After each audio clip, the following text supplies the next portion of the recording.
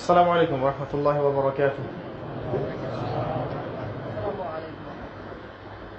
আলহামদুলিল্লাহি ওয়াহদাহ والصلاة والسلام على من لا نبي بعد أما بعد فأعوذ بالله من الشيطان الرجيم بسم الله الرحمن الرحيم. قال الله تعالى في كلامه المجيد: يا أيها الذين آمنوا اتقوا الله حق تقاته ولا تموتن إلا وأنتم مسلمون. وقال الله تعالى: وما خلقت الجن والإنس إلا ليعبدون. وقال الله عز وجل: فاعلم أنه لا إله إلا الله. وقال رسول الله صلى الله عليه وسلم: القرآن حجة لك أو عليك. رب اشرح لي صدري ويسر لي أمري واحلل عقدة من لساني يفقه قولي. اللهم فقهنا في الدين وعلمنا التأويل آمين يا أرحم الراحمين. আলহামদুলিল্লাহ, যাবতীয় প্রশংসা এবং গুণগান একমাত্র মহিয়ান ও গরিয়ান আল্লাহ সুবহানাহু ওয়া তাআলার জন্য, যে আল্লাহ রাব্বুল আলামিন আমাদেরকে শুধুমাত্র তার ইবাদত করার জন্যই সৃষ্টি করেছেন। যে আল্লাহ পাক ছাড়া ইবাদত পাওয়ার যোগ্য দ্বিতীয় কোনো মাবুদ নাই, যিনি মুহাম্মদ সাল্লাল্লাহু আলাইহি ওয়াসাল্লামের মতো রাসূল প্রেরণ করেছেন এবং আল কোরআনুল কারীমের মতো কিতাব নাজিল করেছেন, আমাদেরকে সুস্থ রেখেছেন, হায়াতে বাঁচিয়ে রেখেছেন, এখানে একত্রিত হওয়ার তৌফিক দান করেছেন। শুকরিয়া আদায় করি, বলি আলহামদুলিল্লাহ। আলহামদুলিল্লাহ। দরুদ এবং সালাত বর্ষিত হোক মহান আল্লাহ প্রেরিত সর্বশেষ নবী এবং চূড়ান্ত নবী মানবতার মুক্তির দূত মুহাম্মদ রাসূলুল্লাহ সাল্লাল্লাহু আলাইহি ওয়াসাল্লামের প্রতি। আমরা দরুদ পাঠ করি, আল্লাহুম্মা সাল্লি আলা মুহাম্মদ, আল্লাহুম্মা বারিক আলা মুহাম্মদ ওয়া সাল্লিম। আমার প্রিয় ভাইরা কেমন আছেন? আলহামদুলিল্লাহ। আল্লাহ পাকের শুকরিয়া যে আল্লাহ পাক আবার আমাকে মিম্বরে বসার তৌফিক দান করেছেন। আমিন। হয়তো এই দিনটা আমরা নাও পেতে পারতাম। আল্লাহ পাকের শুকরিয়া যে আল্লাহ পাক আমাদেরকে মুসলিম পরিবারে জন্মগ্রহণ করার তৌফিক দান করেছেন, আমাদেরকে দিন বোঝার তৌফিক দান করেছেন, জীবনের উদ্দেশ্য বোঝার তৌফিক দান করেছেন। দিনের প্রতি মহব্বত আল্লাহ পাক আমাদের অন্তরে স্থাপন করেছেন। এছাড়া আমাদের একত্রিত হওয়ার তো কোনো কারণ নাই।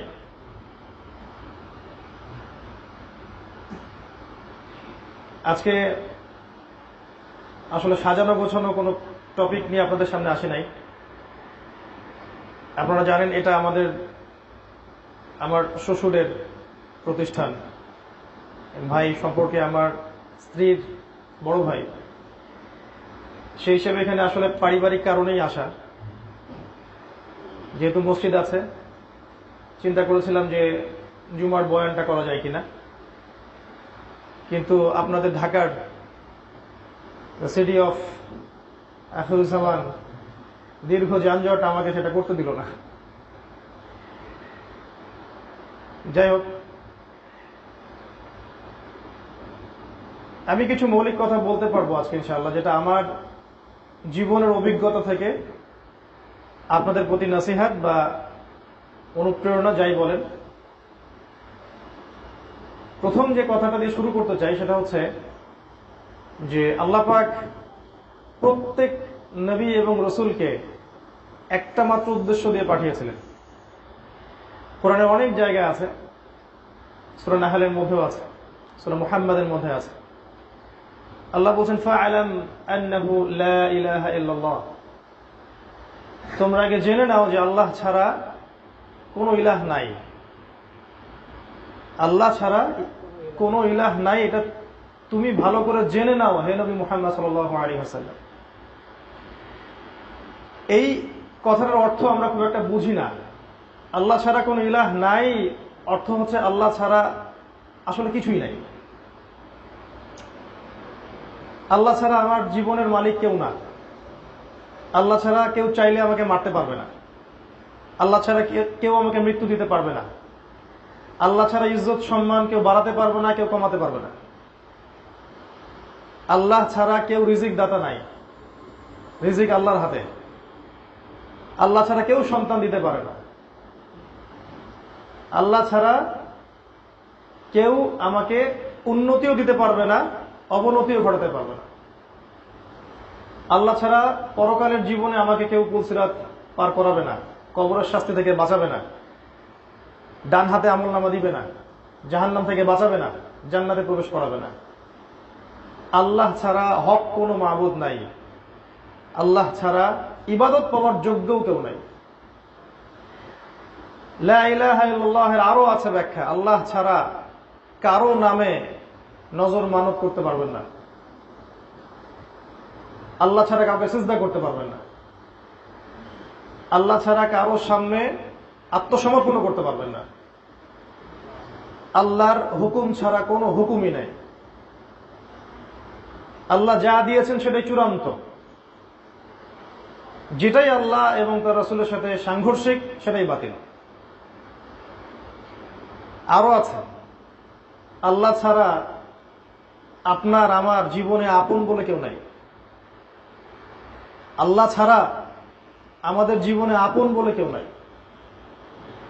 যখন মানুষ কোনো বিপদে পড়বে তখন সে সত্যিকার অর্থে আল্লাহকে চিনতে পারবে এবং আল্লাহর সাথে এত ভালো সম্পর্ক হবে, বিপদটা চলে গেলে আবার সম্পর্কটা থাকে না।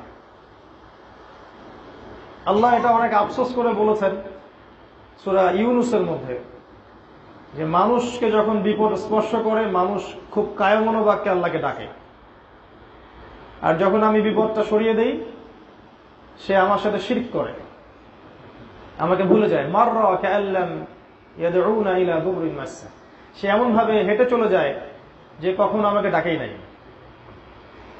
এইটুকু যদি বুঝতে পারেন যে আল্লাহ ছাড়া আসলে আমাদের আপন বলতে কেউ নাই, রিজিকদাতা কেউ নাই, সৃষ্টিকর্তা, পালনকর্তা, বিধানদাতা, হায়াত মৌতের মালিক, ইজ্জত সম্মানের মালিক কেউ নাই, ইনশাআল্লাহ এতটুকু বিশ্বাস নিয়ে কেউ যদি মারা যায় ইনশাআল্লাহ তাআলা আল্লাহ পাক তাকে জান্নাত দিবেন ইনশাআল্লাহ। কারণ একটা হাদিস আছে, যার মনের মধ্যে সরিষা পরিমাণ ঈমান থাকবে, মানে এই যে এই কনসেপ্টটা যে আল্লাহই সবকিছু, জাহান্নামের শাস্তি ভোগ করলেও ইনশাআল্লাহ কোনো না কোনো দিন আল্লাহ পাক তাকে মাফ করে দিবেন। এটাই লা ইলাহা ইল্লাল্লাহ।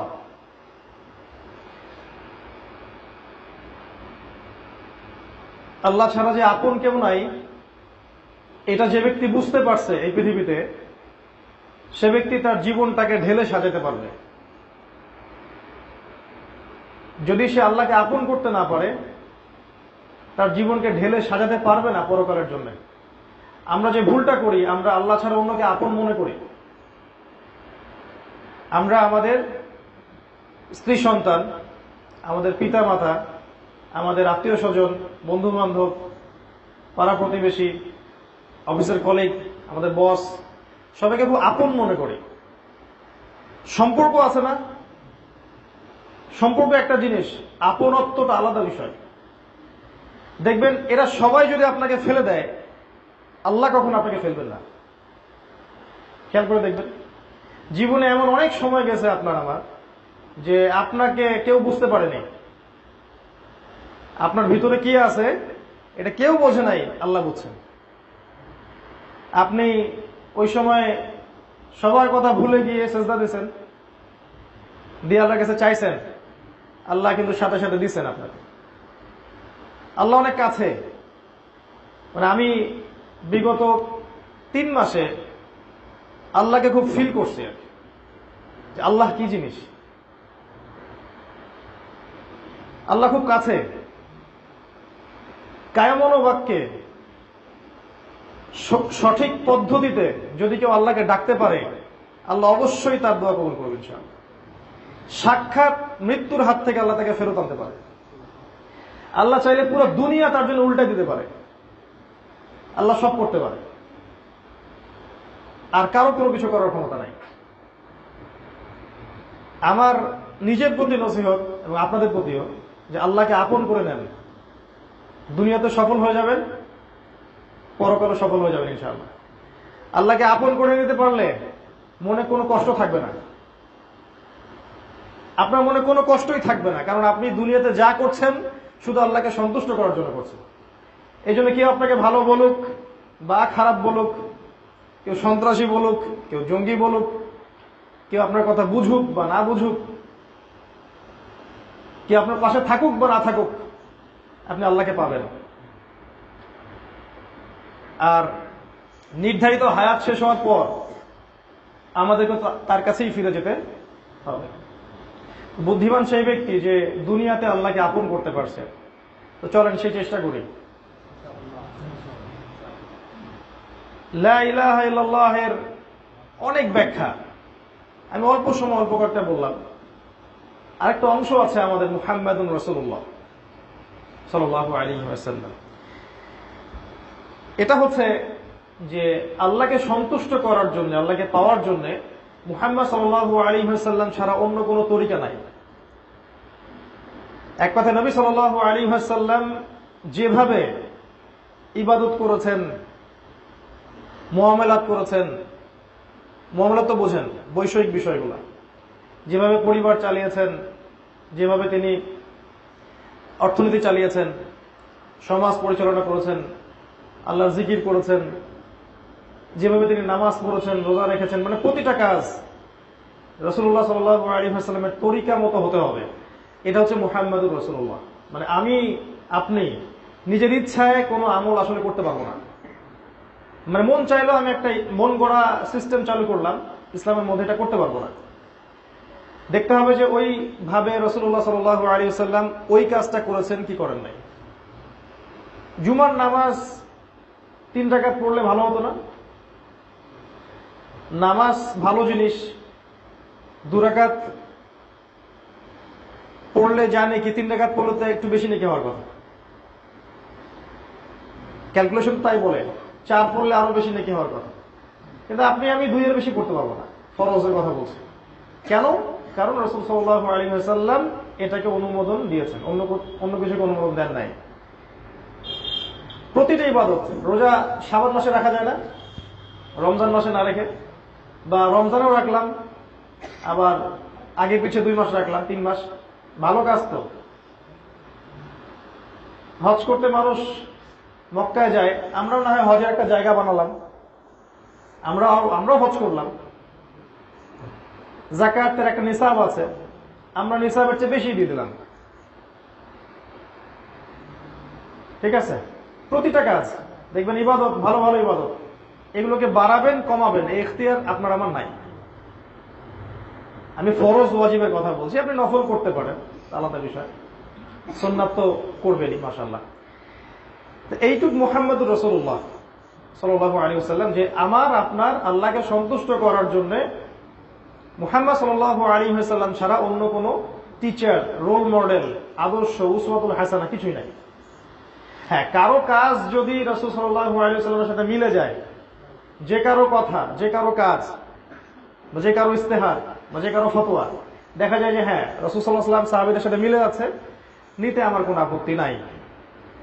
কিন্তু যে কারো কথাই যদি রাসূলুল্লাহ সাল্লাল্লাহু আলাইহি ওয়াসাল্লামের সাথে না মেলে, তার সাহাবীদের আমলের সাথে না মিলে, সেটা গ্রহণ করতে আপনি আমি বাধ্য না, বরং সেটাকে রিফিউজ করাটাই হচ্ছে ঈমানের পরিচয়। তো প্রত্যেক নবী রাসূল এই দাওয়াতটুকু নিয়ে আসছেন, লা ইলাহা ইল্লাল্লাহ, আর আমাদের জন্য মুহাম্মাদুর রাসূলুল্লাহ। ঈসা আলাইহিস সালামের সময় ঈসা আলাইহিস সালামকে নিয়েছিল, তার আগে মুসা আলাইহিস সালামকে নিয়েছিল, আমাদের জন্য এতটুকু। আর এইটা আল্লাহ পাক সূরা জারিয়াতের মধ্যে বলেছেন 56 নম্বর আয়াতে। আল্লাহ বলছেন, ওয়ামা খালাকতুল জিন্না ওয়াল ইনসা ইল্লা লিয়াবুদুন, আমি আল্লাহ মানুষকে শুধুমাত্র আমার ইবাদত করার জন্যই সৃষ্টি করেছি, মানুষকে এবং জিনকে। জিনে বিশ্বাস করেন কিনা? আমাদের মডার্ন ওয়ার্ল্ড তো জিনে বিশ্বাস করে না। মেডিকেল সায়েন্সকে গিয়ে বলেন তো জিনে বিশ্বাস করে নাকি? আমাদের যে উন্নত সভ্যতা, যেগুলা যারা বস্তুবাদী জ্ঞানটাকে চূড়ান্ত মনে করে, বাহ্যিক চোখ দিয়ে যে জ্ঞানটা অর্জন করে এটাকে চূড়ান্ত মনে করে, ইন্টারনাল নলেজটাকে তারা অস্বীকার করে, ওহির জ্ঞান এটাকে অস্বীকার করে। যে জ্ঞান আল্লাহর পক্ষ থেকে আসতে পারে, এই কনসেপ্ট ওরা বিশ্বাসী না। কিন্তু ওদের কনসেপ্ট হচ্ছে পরীক্ষা নিরীক্ষা, যুক্তি, দর্শন, বিজ্ঞান এগুলো দিয়ে যে আপনি অ্যাচিভ করবেন, প্রত্যক্ষ করবেন, প্রমাণ করতে পারবেন, এটাই নলেজ। এর বাইরে তো নলেজ নাই, তাহলে জিন তো প্রমাণ করতে পারবেন না। অতএব জিনের কনসেপ্ট বাদ। ইভেন আপনি তো আল্লাহকেও প্রমাণ করতে পারবেন না। কোথায় আল্লাহ, হাত কেমন আল্লাহর, আল্লাহর কি পা আছে, চেহারা কেমন, এটা তো প্রমাণ করতে পারবেন না ওদের মতে। তাহলে নাই। ওরা জ্ঞান তত্ত্বের এই জায়গায় একটা ভুল করে। ওদের সাথে আমাদের একটা পার্থক্য আছে। আমরা বিশ্বাস করি জ্ঞান আল্লাহর পক্ষ থেকে আসে এবং ওহির জ্ঞানই চূড়ান্ত। শুধুমাত্র বাহ্যিক জ্ঞান সবকিছু না, অভ্যন্তরীণ ইন্টারনাল জ্ঞান আছে। তো যদি দেখা যায় যে আপনি জিনকে অস্বীকার করেন, তাহলে কোরআনে সূরা জিন বলে একটা সূরা আছে, এটাকে অস্বীকার করে ফেলছেন, তাহলে সে কি আর মুসলিম থাকবে? থাকবে না। তাহলে আমাদের আকীদাগুলোকে ঠিক করতে হবে। যেমন লা ইলাহা ইল্লাল্লাহ নিয়ে কিছু কথা বললাম, মুহাম্মদুর রাসূলুল্লাহ নিয়ে কিছু কথা বললাম। তো আল্লাহ বলছেন আমি জিন এবং মানুষকে শুধুমাত্র আমার ইবাদত করার জন্যই সৃষ্টি করেছি। তাহলে এখানে আমরা কি পাইলাম? আমাদের দুনিয়াতে আসার উদ্দেশ্য কি, কি জন্য আসি দুনিয়ায় বেঁচে। এখনকার তরুণ প্রজন্মকে জিজ্ঞাসা করেন কি জন্য বেঁচে আছে। পলিটিক্যাল পাওয়ারের জন্য, কেউ স্ট্যাটাসের জন্য, কেউ একটা ভালো চাকরি, জীবনে প্রতিষ্ঠিত হওয়ার জন্য, বা একটা ভালো সুন্দরী স্ত্রীর জন্য, বা গার্লফ্রেন্ডের জন্য। যারা পৌরত্বে চলে গেছে ওদেরকে জিজ্ঞাসা করেন আপনারা কি জন্য বেঁচে আছেন দুনিয়ায়, আপনার দুনিয়াতে বেঁচে থাকার উদ্দেশ্য কি অ্যান্সার আসে দেখেন। আমাদের বাচ্চাদেরকে আমরা যারা বড় করতেছি, আমাদের পিতা মাতাদেরকে বলেন যে কি উদ্দেশ্যে বাচ্চাদেরকে বড় করতেছে। আল্লাহ এখানে আমাদের পৃথিবীতে অবস্থান করার উদ্দেশ্য বলছেন, কি জন্য পৃথিবীতে বেঁচে আছি আমরা। ওয়ামা খালাকতুল জিন্না ওয়াল ইনসা ইল্লা লিয়াবুদুন, আমার ইবাদত ছাড়া অন্য কোনো কাজের জন্য আমি তোমাদেরকে সৃষ্টি করিনি। তো এখন সাথে সাথে আক্রমণাত্মক একটা অ্যান্সার চলে আসবে ওই গডলেস ওয়ার্ল্ড থেকে, তাহলে আমরা কি আর হাট বাজার করবো না, তাই না, বিয়ে শাদী করবো না, পড়াশোনা করবো না, সারাদিন খালি নামাজই পড়বো। তো তাদেরকে একটা জিনিস বোঝানো যায়নি, আমরা আবার বুঝাই যে রাসূলুল্লাহ সাল্লাল্লাহু আলাইহি ওয়াসাল্লামের সুন্নাহ মোতাবেক প্রত্যেকটা কাজ করাই ইবাদত। মানে আমি বিছানায় গেলাম, রাসূলের মতো ওই যে 3 কুল পড়ে আপনি ফু দিলেন, সূরা বাকারার শেষ 2টা আয়াত পড়লেন, সম্ভব হলে সূরা মুলক পড়লেন, আয়াতুল কুরসি পড়লেন, ঘুমালেন, এই ঘুমটা আপনার ইবাদত। আপনি রাসূলের মতো সালাত পড়ছেন, ইবাদত। সকালবেলা তো বাথরুমে গেলেন, মিসওয়াক করলেন, বাথরুম করলেন, রাসূলের সুন্নাহ মোতাবেক, ইবাদত। সকালে নামাজ পড়ে নিজের শরীরকে সুস্থ রাখার জন্য আপনি ব্যায়াম করছেন বা হাঁটছেন। সুস্থ কেন রাখছেন? সুস্থ রাখবো এই নিয়াতে যাতে করে আল্লাহর ইবাদত আরো বেশি করে করতে পারে, ওইটাও ইবাদত। তখন ব্যায়ামটাও ইবাদত। আপনি খাচ্ছেন, কি জন্য খাবেন? খাওয়ার জন্য কেউ বাঁচে, আবার কিছু মানুষ বাঁচার জন্য খায়। আমাদেরকে বাঁচার জন্য খেতে বলা হয়েছে, যে আমরা এমন খাবার খাবো যেগুলো পুষ্টিকর, হাইজেনিক, যেগুলো আমাদের শরীরে ক্ষতি করবে না এবং যেগুলো দিয়ে আমরা আরো শারীরিক মানসিক শক্তি অর্জন করবো, ইবাদত করতে পারবো। খাওয়াটা কি হলো তাহলে? ইবাদত। আপনি যাচ্ছেন মনে করেন পড়াশোনা করতে স্কুল কলেজে, আপনার পড়াশোনাটা হয় আল্লাহর দিন জানার উদ্দেশ্যে, বা যদি সেকুলার সাবজেক্টেই পড়েন, কিন্তু আপনার উদ্দেশ্য হচ্ছে এই জ্ঞানটা অর্জন করে আমি দিনের খেদমত করব, এটাও ইবাদত। অনেকে বলে ভাই আমি তো কম্পিউটার সায়েন্সে পড়ি, আমি কি পড়াশোনা ছেড়ে দিব? আপনাকে এটা বলছি ছাড়তে হবে। বরং ওই পড়াশোনাটা আপনি ইসলামের দিকে কাজে লাগান না কেন, তাহলে মুসলিমদের আরো উপকার হচ্ছে, তাই না? প্রযুক্তিগত দিক থেকে কারা আগে গেছে? আমরা না ওরা? আমরা যে পিছায় আছি এটা কি আমাদের জন্য কি কল্যাণকর? আমরা বলছি এগুলো পড়াশোনার দরকার নাই, হারাম। কথা ঠিক আছে? ঠিক নাই। পড়াশোনা করবে, এই পড়াশোনাগুলোকে দিয়ে ইসলামের খেদমত করতে হবে। আমাদের স্বতন্ত্র কোনো অ্যাপস আছে? স্বতন্ত্র কোনো মানে আলাদা কোনো যে ইন্টারনেট প্রযুক্তি যেটার মানে মূল চাবিকাঠি আমাদের হাতে, এরকম আছে? স্বতন্ত্র কোনো ব্যাংকিং সিস্টেম, স্বতন্ত্র কোনো প্রযুক্তি যেটা দিয়ে স্যাটেলাইট ওরা নিয়ন্ত্রণ করছে, আমাদের কোনো প্রযুক্তি স্বতন্ত্র আমাদের শুধু মুসলিমদের থাকলেও কিন্তু খুব কম। এই পিছায় গেলাম কি জন্য? কারণ সায়েন্সের প্রত্যেকটা বিষয় তো আমরা তৈরি করেছি না, প্রতিটা বিষয় কিন্তু আমাদের হাত থেকেই ওরা নিয়েছে। তো আমরা যে পিছায় গেলাম কিছু ভুল ফতোয়ার কারণে। আবার আমরা বললাম যে ইংরেজি শেখার দরকার নাই, তারপরে যে এইসব সাবজেক্ট পড়ার দরকার নাই। তো একটা সময় পর্যন্ত মানুষ আর ওগুলোর সামনে গেল না, এভাবে মুসলিম উম্মাহ পিছায় গেল। এখন একটা ফোন কিনতে হলেও আমাকে চাইনিজ প্রযুক্তির উপর ডিপেন্ড করতে হচ্ছে, আর ওই প্রযুক্তি দিয়ে তারা সারা ওয়ার্ল্ড চুষে ফেলছে, ডমিনেট করছে। মানে আমি আপনি বেডরুমে কি করতেছি এটা তারাও এটাও জানে। বিশ্বাস করতেছেন না? কোনো প্রাইভেসি নেই, আপনার কিচ্ছু নাই। যার হাতে এই ইন্টারনেটের মূল জিনিসটা, তারা চাইলেই আপনার সব প্রাইভেসি গুলো দেখতে পারবে, জানতে পারবে। তো আমি যেটা বলছিলাম, পড়াশোনা করতে যাবেন, যদি আপনি সেকুলার সাবজেক্টে পড়েন, এটাও দিনের জন্য পড়েন, যে এই সাবজেক্টটা দিয়ে আপনি দিনের কোনো খেদমত করবেন, ওই পড়াশোনাটা হয়ে যাবে ইনশাআল্লাহ ইবাদত। আর যদি ইসলামিক লাইনে পড়েন, তাহলে গতানুগতিক ভাবে না পড়ে এখনকার যুগে দিনকে স্মার্টলি রিপ্রেজেন্ট করার জন্য যে সিলেবাসের কারিকুলাম দরকার সেগুলো পড়তে হবে। খালি মাথা ঝোঁকায় হিপস করলে আসলে এই যুগে চলা যাবে না, আসলে যাবে না। বরকত পেতে পারেন, কিন্তু এই ওয়ার্ল্ডটাকে ডিল করা যায় না। অনেকদিন বলেছি, আবার বলছি যে কনস্ট্রাকটিভ সিলেবাসের দরকার আছে।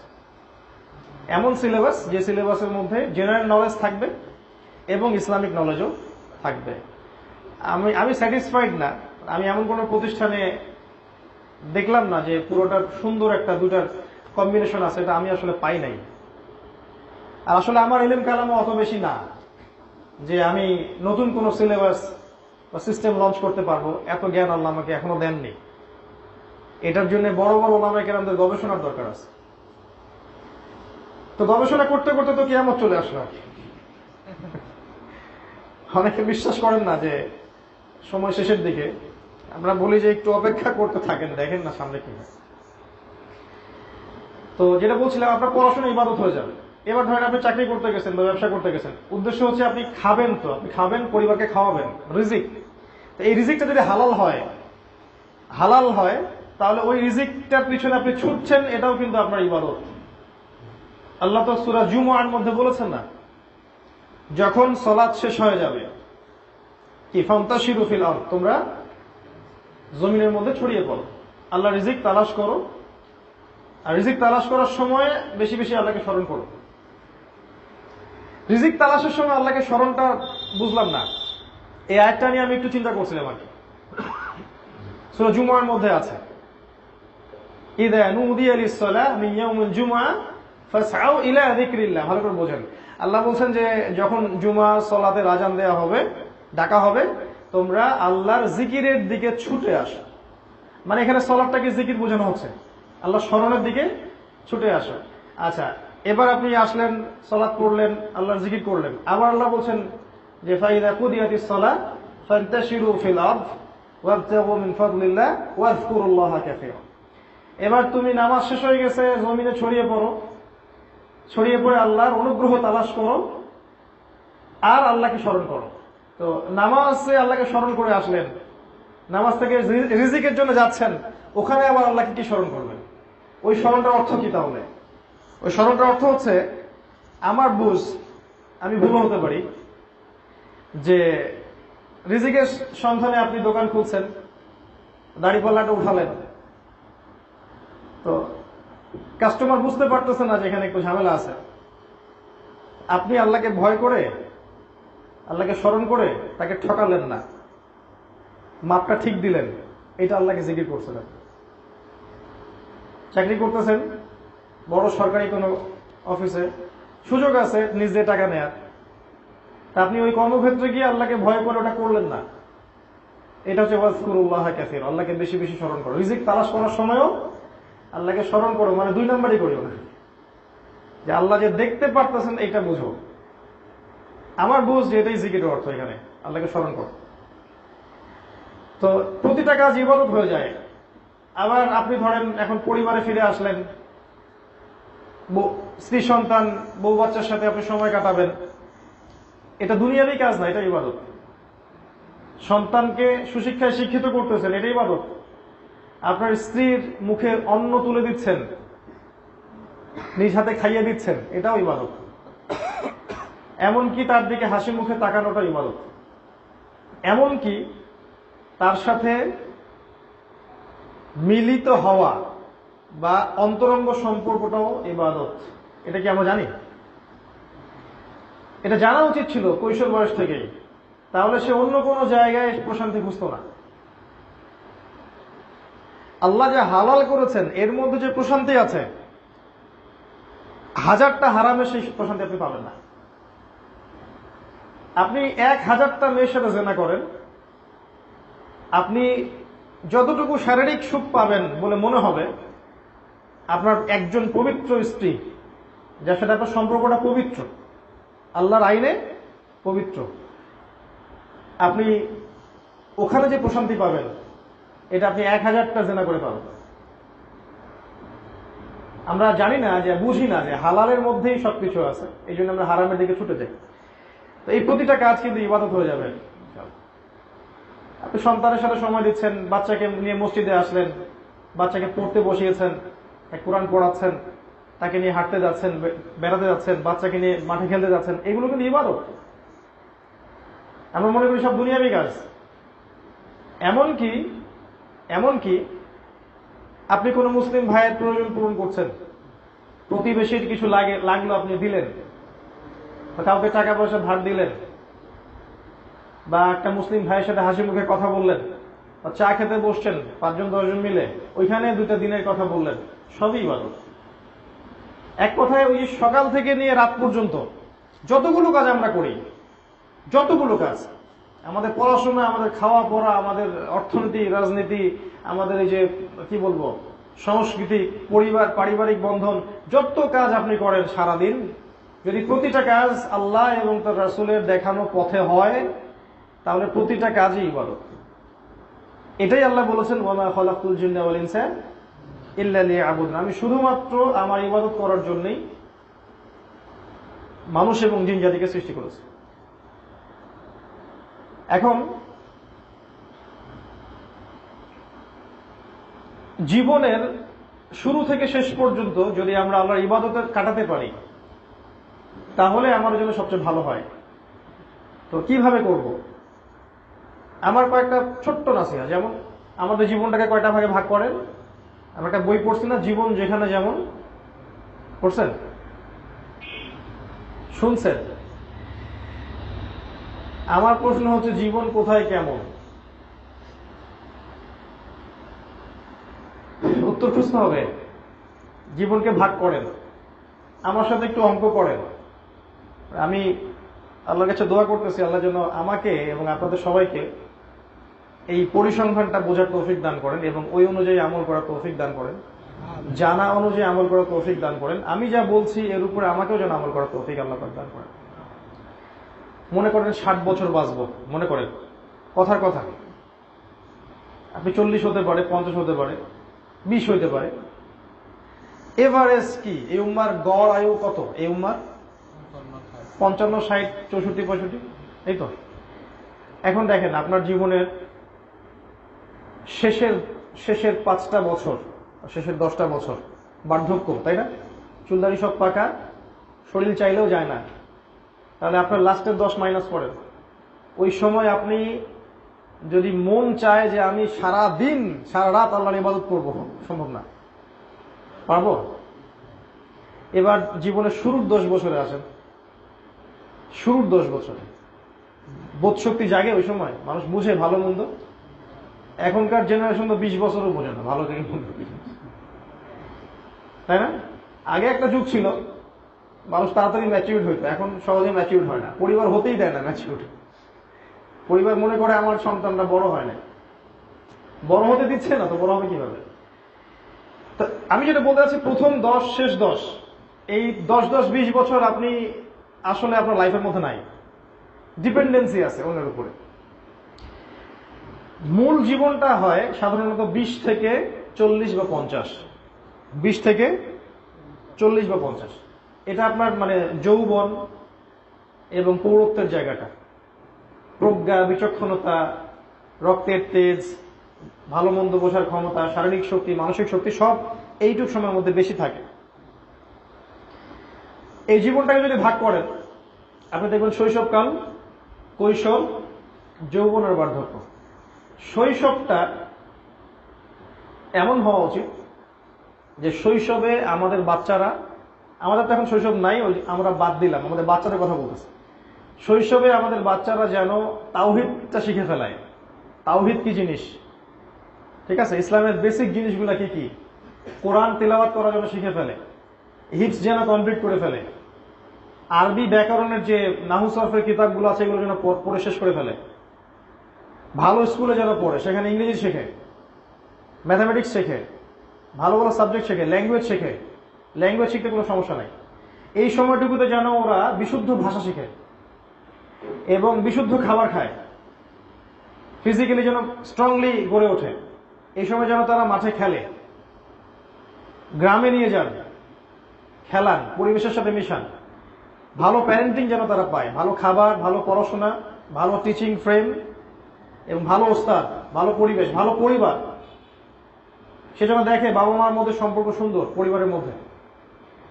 এরকম করে বাচ্চাদের শৈশবটা গড়ে তোলেন। সে করে পানি না দিলে আপনি কখনো ফল পাবেন না। এই 10-15 বছর বাচ্চার পিছনে মেহনত করেন। আবার বলতেছে ওকে কোরআন শেখান, ওকে তাজবিদ শেখান, ওকে হিফজ করান, ওকে আরবি ভাষা শেখান, ওকে নাহু সরফের সব কিতাব শিখিয়ে দেন, ভালো স্কুলে দেন যেখানে সে জেনারেল লাইনেও ভালো করবে, ভালো খাওয়ান, ভালো পোশাক দেন, ভালো পড়ান, ভালো খেলান এবং স্কিল শেখান। যেমন ওকে আপনি জুডো শেখান, তাইকোন্ডো শেখান, সাঁতার শেখান, মানে যেগুলো স্কিল মানুষের ফিজিক্যাল মেন্টাল স্কিল ডেভেলপ করে এগুলো করান একদম 14-15 বছর পর্যন্ত। শৈশবটা সুন্দর হলো না? এরকম শৈশব কয়জন পাইছেন? হাত তোলেন। এবার আজকে থেকে আপনি 1400 বছর আগে চলে যান, রাসূলের যুগের পরে সাহাবীদের যুগটাকে দেখেন। সাহাবা কেরামের একটা বাচ্চা 10-12 বছরে কোরআন হিফজ হয়ে গেছে, হয় নাই? আরবি ভাষা তো আগে থেকেই জানে, তারা ব্যাকরণ শিখে ফেলছে, হাদিসের কিতাবও পড়া মোটামুটি শেষ, আরবি গ্রামের বই শেষ। তারা ওই ওই কষ্ট সহিষ্ণু হয়ে বড় হইতো, সোনার চামচ দিয়ে বড় হইতো না। ছোটবেলা থেকে দেখবেন এরা 3 নিক্ষেপ করা শিখতো। আমি আপনাকে নিক্ষেপ করতে বলিনি, আবার কথাটা অন্যদিকে নিয়ে না, মানে ওই সময়কার সেন্সে বলছি। এবং তারা একটা নুরানি পরিবেশে বড় হতো। ওদের পরিবারের পিতা মাতার মধ্যে কোনো ঝগড়া নাই, কোনো কলহ ফাসাদ নাই, হলেও খুব সামান্য। হ্যাঁ, তাদের তাদের তাদের তারা দেখে না যে তাদের বোনরা বেপর্দা, তারা দেখতো না যে তাদের মা বেপর্দা, তারা দেখতো না তাদের বাসায় ডিভাইস দিয়ে ভর্তি, সারাদিন ফোন আর গেমস আর ল্যাপটপস আর ইন্টারনেট, এগুলো তারা দেখতো না। স্মার্টফোন এডিকশন, এটা তারা দেখতো না। তারা দেখতো না যে বাবা আর মা শুয়ে শুয়ে অপসংস্কৃতি দেখতেছে। ওই যুগের বাচ্চাদের দিকে তাকান, আর এই যে আমি যেটা বললাম যে শৈশবটা করা উচিত, এর মধ্যে একটা বিশাল পার্থক্য আছে না? সফল কিন্তু ওই যুগের জেনারেশনটা।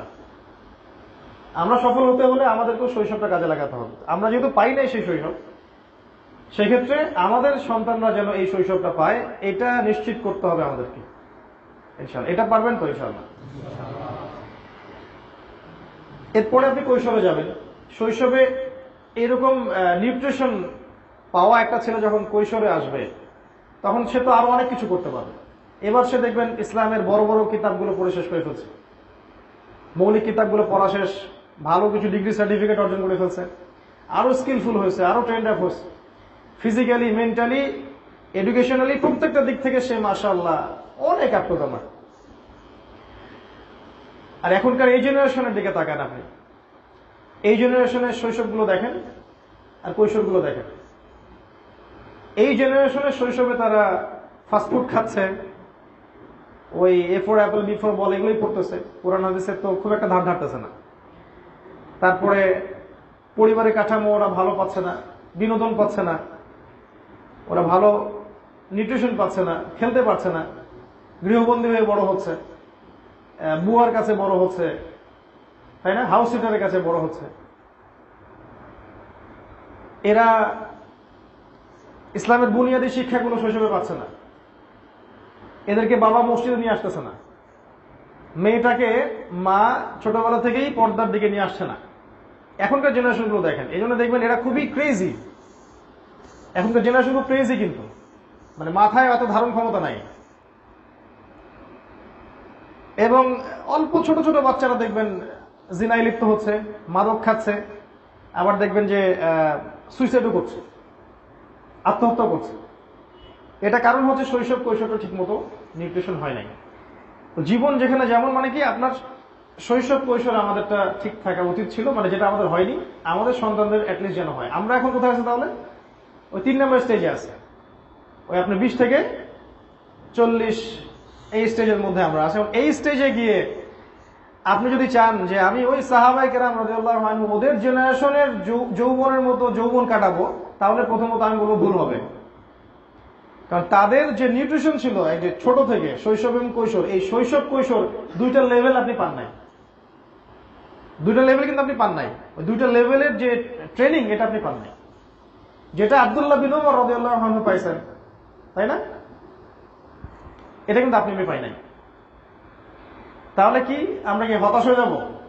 না, হতাশ হব না, উচ্চাভিলাষীও হব না। যেহেতু এখন আপনি 20 বছর পরে হেদায়েত পাইছেন, 20 বছরের পরে, হয়তো 25-এ, কেউ 30-এ, কেউ 40-এ, এরকম না আমাদের ব্যাপার। আগে দিন খুব একটা বুঝতাম না, নামাজও ঠিক মতো পড়তাম না হয়তো বা, তাই না? ব্যাপারটা তো এরকম এখনকার জেনারেশনে। তো এখন কি করবেন? এখন কি লাভ দিয়ে মানে আত্মঘাতী কোনো কাজ করতে বসবেন? না। এখন প্রথমত যে কাজটা করতে হবে, আপনাকে এখন, আপনি একটা রেসে যাচ্ছেন, বা আপনি আমি একটা রেসে যাচ্ছি, রেসে আমি অলরেডি দুইটা লেভেল মিস করে ফেলছি, তা আমার স্পিডটা একটু বেশি হবে, এটাই স্বাভাবিক। তো কিভাবে স্টার্ট করবে? আমি বলবো প্রথমত ওকে ওই এডুকেশন থেকে স্টার্ট করতে হবে। আপনি হয় জেনারেল লাইনে পড়েন, না হলে মাদ্রাসা লাইনে পড়েন। এই তো মাদ্রাসা লাইনে যদি পড়ে থাকেন, তাহলে মাদ্রাসা লাইনের এই সিলেবাসের সাথে আপনাকে জেনারেল লাইনের সিলেবাসের ভালো ভালো সাবজেক্টগুলো আয়ত্ত করতে হবে। এই আয়ত্ত করতে আপনি হয়তো নতুন করে কোনো জায়গায় বসতে পারবেন না বা ভর্তি হতে পারবেন না। বিভিন্ন কোর্সের মাধ্যমে আপনাকে এটা আয়ত্ত করতে হবে। যারা মাদ্রাসা লাইনের স্টুডেন্ট তাদেরকে বলছে, মাদ্রাসার বইগুলোর পাশাপাশি জেনারেল লাইনের যে, যেমন এই যে আপনার কি বলবো, ইংরেজি, তারপরে আপনার ইতিহাস, অর্থনীতি, বিশ্ব রাজনীতি, এই সাবজেক্টগুলো পড়তে হবে। যারা মাদ্রাসার ছাত্র তাদেরকে বলছে, যদি আপনি না পড়েন তাহলে আপনার এই একমুখী জ্ঞান দিয়ে খুব একটা উম্মার খেদমত করা সম্ভব না এই যুগে। আর যারা জেনারেল লাইনে পড়ছি তাদেরকে যেটা করতে হবে, জেনারেল লাইনে পড়ার পাশাপাশি ইসলামিক বেসিক সাবজেক্টগুলো পড়তে হবে এখন থেকে। যেমন কোরআন তেলাওয়াত, আরবি ভাষা শেখা, ভালো ভালো তাফসীর পড়া, ওস্তাদদের সোহবতে থাকা। যদি সম্ভব হয় ওই সব মাদ্রাসায় ভর্তি হওয়া যেখানে জেনারেল লাইনে পড়েও ইসলামিক পড়াশোনা করার সুযোগ আছে। এরকম মাদ্রাসা কিন্তু ঢাকায় অনেক আছে। এছাড়া কোনো অপশনই নেই আপনার কাছে, কারণ আপনি নতুন করে আবার মাদ্রাসায় ভর্তি হতে পারবেন না।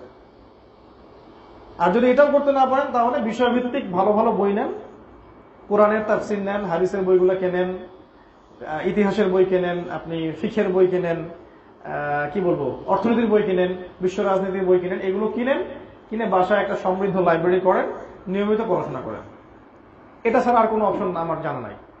তবে মুসিবত এই টাইপের মানুষদেরকে নিয়ে একটু বেশি হয় আবার, কারণ অল্প কয়েকদিন পড়াশোনা করার পরে তারা মনে করে যে আমি অনেক জেনে ফেলছি, তখন তারাও ফতোয়া দেওয়া শুরু করে বেশি। মুশকিলটা তখন এখানেই হয়। তো এটা করতে না গিয়ে যদি আপনি জ্ঞান অর্জনের জন্য পড়তে চান, আমি বলবো যেটা খুব ভালো পজিটিভ একটা বিষয়। এইটুক সময়ই আপনার আমার হায়াত, এই যে 20 থেকে 40 বা 50। তো প্রথমে পড়াশোনা, তারপরে এই পড়াশোনা অনুযায়ী আমল করতে হবে। আল্লাহ পাক যেন আমাকে এবং আপনাকে সবাইকে তৌফিক দান করেন। এই সময়টুকুর মধ্যে কিন্তু আপনি বিয়ে শাদী করবেন। বিয়ে শাদী করলে আমি বলবো যে অবশ্যই এমন কাউকে বিয়ে করেন যে আপনাকে আল্লাহ পর্যন্ত পৌঁছায় দিতে পারে, বা আল্লাহকে পাওয়ার এই যে মিশন, এখানে আপনাকে সহযোগিতা করবে। এটা পাওয়া খুবই খুবই খুবই ডিফিকাল্ট। সেজদায় পড়ে পড়ে আল্লাহর কাছে দোয়া করতে হয়,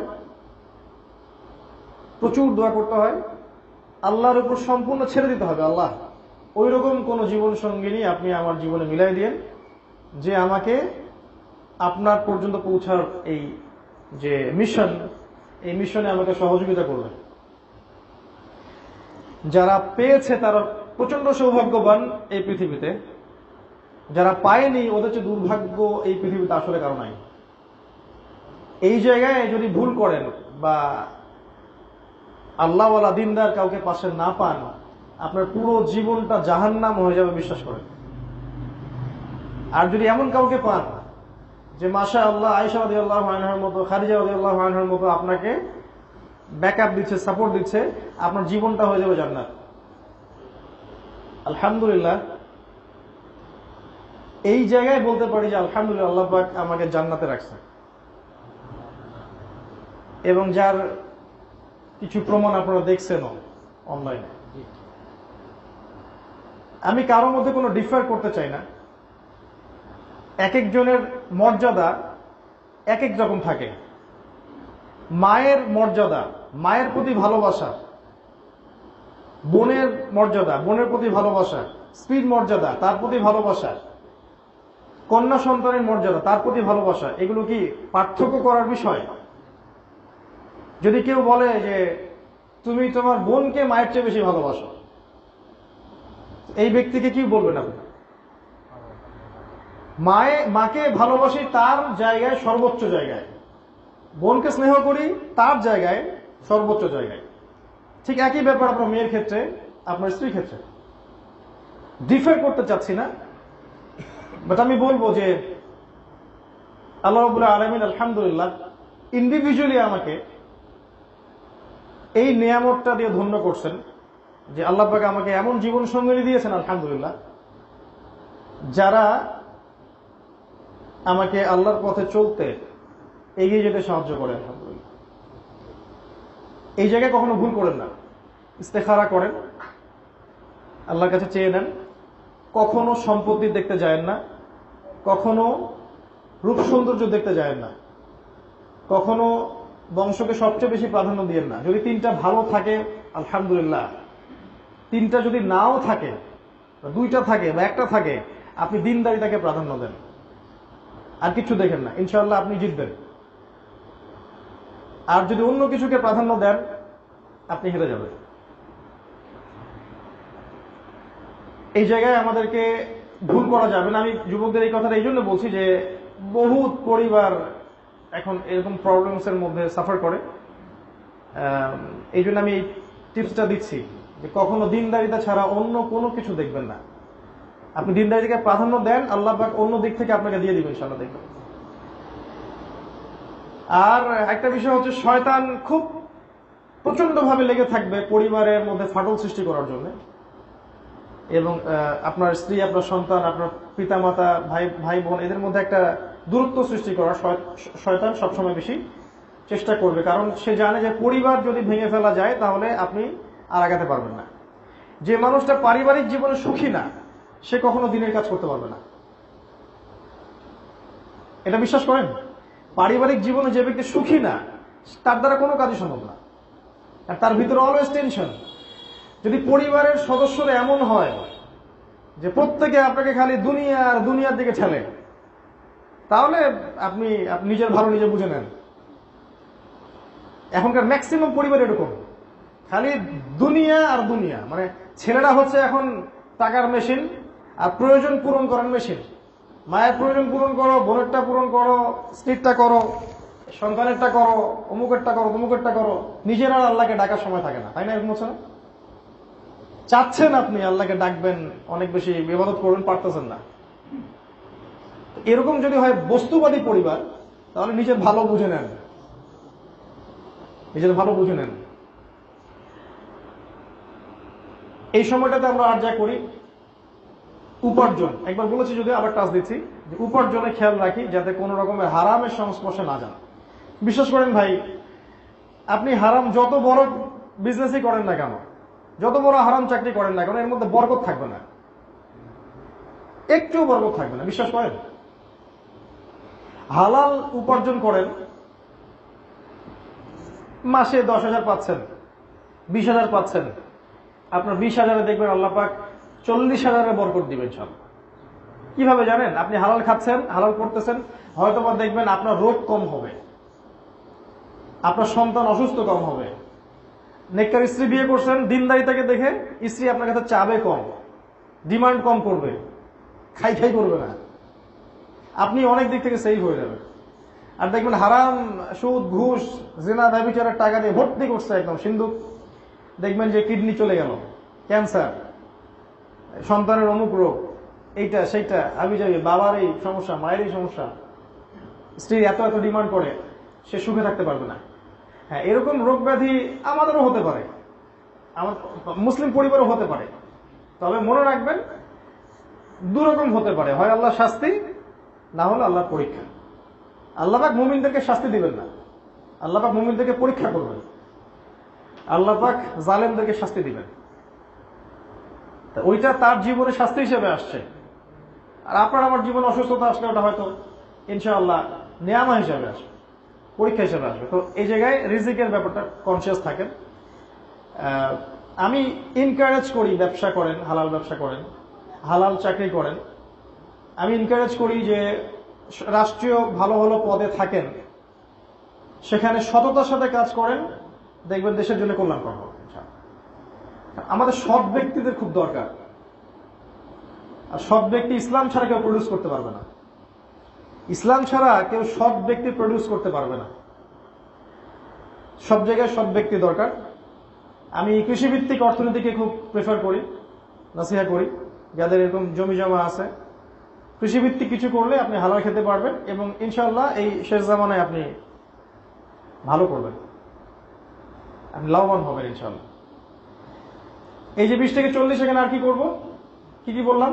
পড়াশোনা করব, আমল করব, মাশাআল্লাহ দিনদার, বিয়ে শাদী করবেন দিনদার মেয়েকে, হালাল রিজিকের পিছনে ছুটবেন, সাধ্য মতো আল্লাহর দ্বীনের দাওয়াত দিতে হবে, সাধ্য মতো আল্লাহর দ্বীনের দাওয়াত দিতে হবে। দাওয়াতটা চরমপন্থায় যাবে না, দাওয়াতটা শৈথিল্যবাদী অবস্থাতেও থাকবে না। ব্যাপারটা বুঝছেন? দাওয়াতটা হচ্ছে মার মার কাট কাট দাওয়াত না, আবার সবই ঠিক গোলালো মার্কা দাওয়াত না, মধ্যমপন্থী দাওয়াত, যেটাকে আল্লাহ পাক কোরআনে কি বলেছেন? কাযালিকা জাআলনাকুম উম্মাতান ওয়াসাতা, তোমাদেরকে বানিয়েছি মধ্যমপন্থী উম্মাহ। তা'মুরুনা বিল মা'রুফ, তোমরা সৎ কাজের আদেশ করবে, অসৎ কাজে নিষেধ করবে। আমাদের দেশের মানুষ কোরআনই পড়তে জানে না, তাকে যদি আসলে বড় বড় বিষয়গুলো বোঝানো হয়, এটাও এক প্রকারের আমাদের আসলে মানে কাজটা ঠিক হচ্ছে না, আমার কাছে মনে হয় আর কি। মানে দেখা গেল অনেক কঠিন কঠিন কিছু লেকচার দিয়ে ফেললাম, আসলে যাদের সামনে দিলাম তারা কোরআনই পড়তে জানে না, বা হয়তো নামাজও ঠিক মতো পড়তেছে না, ইসলামের বেসিক জিনিসই বোঝে না। এটা আমাদের ব্যর্থতা, এটা ইসলামের ব্যর্থতা না। অন্য কান্ট্রিতে আপনি গিয়ে হাই থটের কথাগুলো বলে তারা রিসিভ করতে পারে।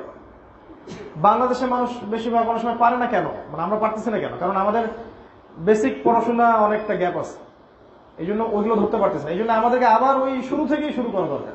তাওহীদ থেকে শুরু করেন, দাওয়া দেয়া, সুন্নাহ লাইফস্টাইল, কোরআনের দিকে মানুষকে নিয়ে আসা, সুন্নতের দিকে নিয়ে আসা, নামাজের দিকে নিয়ে আসা, আমর বিল মারুফ নাহি আনিল মুনকারের কাজ করা। এভাবে দাওয়াতি কাজ আপনি সাধ্যমতো করুন। এই দাওয়াতি কাজের জন্য স্কলার, মানে অনেক বড় স্কলার হওয়ার কোনো প্রয়োজন আমি দেখি না। অনেক বড় স্কলার হয়েই দাওয়াতি কাজ করতে হবে এমনটা শর্ত আসলে কোথাও নাই। মানে যতটুকু দিচ্ছি এটা সম্পর্কে আমার ভালো ধারণা আছে কিনা, এটা হচ্ছে মূল কথা। ধরেন আপনি সালাতের দাওয়াত দিচ্ছেন, এই নামাজ সম্পর্কে আপনার পূর্ণাঙ্গ ধারণা থাকলে আপনি নামাজের দাওয়াত দিতে পারেন। আপনি যাকাতের দাওয়াত দিচ্ছেন, আপনি কোরআন তেলাওয়াত মানুষকে শেখাবেন, কোরআনের দিকে ডাকার দাওয়াত দিচ্ছেন, তো এই বিষয়গুলো সম্পর্কে আপনার যদি ভালো ধারণা থাকে তা আপনি এটুকু দাওয়াত দিতেই পারেন। যেটা সম্পর্কে ধারণা নাই এটা সম্পর্কে কথা বলারও দরকার নেই, এর চেয়ে বরং চুপ থাকাই ভালো। এতে কি হবে? চুপ থাকলে উম্মার উপকার আছে, ক্ষতি নাই। আমি নিজেও নিজেকে এখন অনেক মানে প্রশ্ন করি, বা ইসলাম সংশোধনের জন্য আত্মসমালোচনা করি, যে আমার মনে হয় যে আমার আরো 10 বছর পড়াশোনা করা দরকার মিনিমাম, তারপরে মিম্বরে ওঠা উচিত। কারণ এত হিউজ ইসলাম পড়াশোনা যে আসলে আমি মনে করি যে আমি 5-10%ও জানি না। নিজের কথা বলছি, আর নিজের সাথে অনেস্ট থাকা দরকার। তাহলে পড়াশোনা করতে হবে, পড়াশোনা করতে থাকবো, যখন যেটা জানবো সেটা মানুষকে জানাবো, এবং সেটা মধ্যম পন্থায় হতে হবে। দাওয়ার কাজ করলে এতে ইসলামের উপকার আছে। দাওয়াতের কাজ যদি আমরা না করি তাহলে ইসলাম ক্ষতিগ্রস্ত হবে, ইসলাম বিরোধী শক্তিগুলো জয়ী হয়ে যাবে। এই সময়টা আর কি করতে পারি? এই সময়টা ফিজিক্যালি স্ট্রং থাকার চেষ্টা করা যায়। ভালো খাবার খান, ফিজিক্যালি স্ট্রং থাকেন, ব্যায়াম করেন, পরিশ্রম করেন, কায়িক শ্রম করেন। কৃষিভিত্তিক ইকোনমির কথা বললাম। যেগুলো রিয়েল সম্পদ সেগুলো সঞ্চয় করেন। রিয়েল সম্পদ, যে সম্পদগুলোর দাম বাড়তে থাকে, কখনো কমে যায় না, এগুলো সঞ্চয় করেন আগামী প্রজন্মের জন্য, আপনার ভবিষ্যতের জন্য।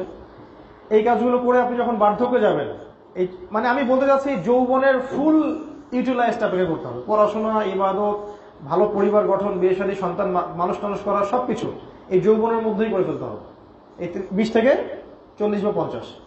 এরপরে যে বার্ধক্যের বয়সটা থাকবে, এটা কেমন হবে জানেন? আমি একটা বই পড়েছি, নামটা এখন মনে করতে পারতেছি না, যে যৌবনকালে যার অ্যাটিটিউড যেমন থাকে, আল্লাহ পাক তার বার্ধক্যটা ঠিক ওই রকম করে দেন।